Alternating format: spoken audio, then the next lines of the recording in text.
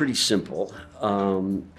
35 years ago, I was a one-person historic preservation office, and I did a little bit of consulting for New York City Landmarks Commission review. He made an application for a brownstone restoration in the West Village. And that developed into our becoming partners, and as Cass and Aaron and Ward and all the associates came on sequentially, the firm continued to grow.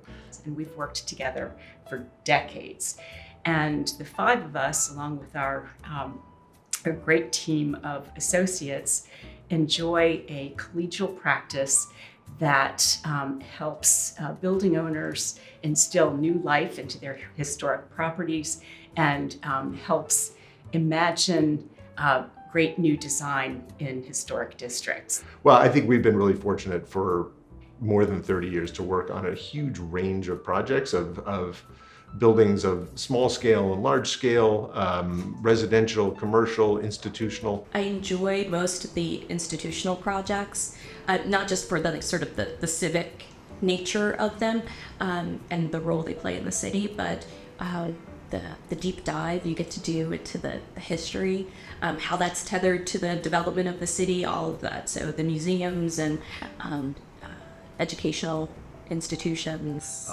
Worked on the rehabilitation of Building 128 at the Navy Yard, which was literally a wreck at the time the project started.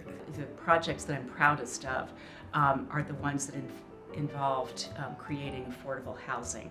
So historic preservation serving real social need. I learned to read literature word by word and to look at how the bits and pieces of a work of literature interact to form the total work.